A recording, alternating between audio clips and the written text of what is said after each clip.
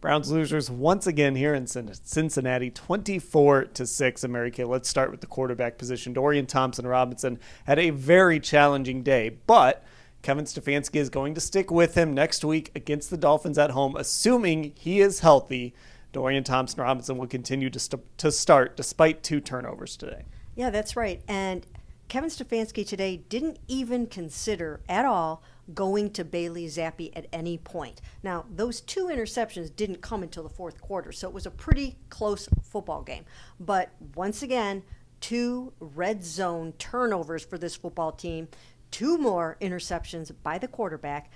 Dorian now has 0 touchdowns and 5 interceptions on the season, and for his career, 1 touchdown and 9 interceptions. Nowhere near the ratio he hoped to have, but it hasn't cost him the next start. Yeah, Ashley, and this game was difficult to watch offensively for the Browns. Jerome Ford breaks off a 66-yard run to start the game, but then, of course, the Browns fumble at the goal line. They end the first half with 0 net passing yards, and they only score 6 points. Once again, it's getting to the point where this team, it's 20 points isn't the barrier. Now 10 points is becoming the barrier for this team. Yeah, it just feels like with each passing week, and now we only obviously have 2 games left, this offense has never really gotten off the ground. I think the few high points have been some of those good performances from Jameis Winston, like in the Thursday night game against Pittsburgh.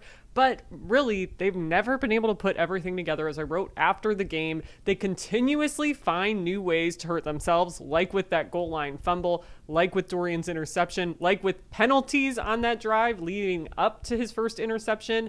So they just have not really been able to put it together. And today showed that, hey, Dorian Thompson-Robinson is also struggling trying to run this offense. Now, speaking of putting it together, complimentary football, all of that stuff, we've got to talk about the kicker, because the reason it was 6 and not 7 is because Dustin Hopkins, after a week off last week, missed another kick, this time an extra point. After the game, as you'd expect, Mary Kay, very solemn, basically said he can't wait for the season to be over.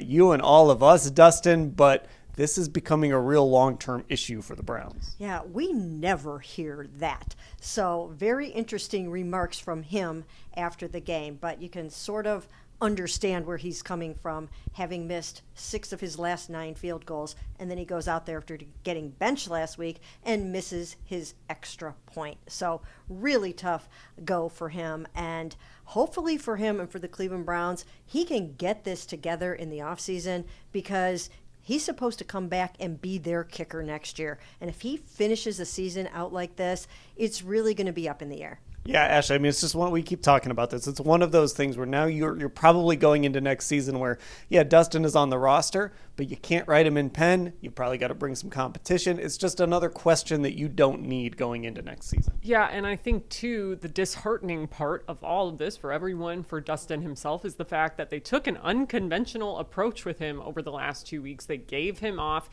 the week against Kansas City. They let Riley Patterson kick, and they said their plan was to always go back to Dustin, but we'll never really know that because Riley got claimed by the Falcons last week after he made his lone kick, an extra point attempt against Kansas City. So it sounded positive from Bubba Ventrone, from Kevin Stefanski, from Dustin this week, that week off really helped him figure out his swing thought, something he had struggled with, and we just didn't see it today. And I know Bubba Ventrone said, I don't think it's a mental issue that he is having kicking right now, but you have to wonder when a guy starts talking the way he did today, basically saying it's a catch-22, that there are 2 games left and that he's looking forward to the season being over.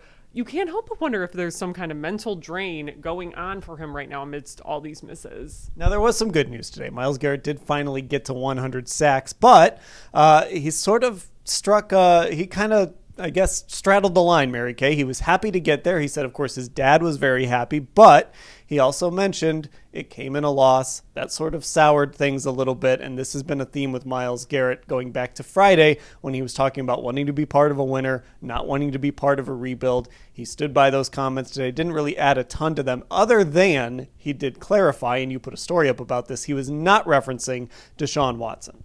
No, not at all. When he talked about the fact that they need better quarterback play and that they he might be up for a rookie and all the things that he talked about with the quarterback, people thought that he was taking a dig at Deshaun Watson. I asked him if that was the case, and he said absolutely not.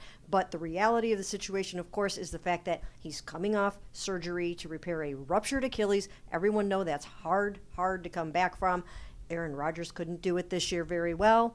Kirk Cousins couldn't do it. So he's being realistic. He's going to want to know what else is the plan at quarterback, but still not a slam on Deshaun. Yeah, and Ashley, even when it was brought up to him, it's something he didn't know, that he joined Lawrence Taylor as the only other player with 5 years of 12 sacks, 5 consecutive years of 12 sacks.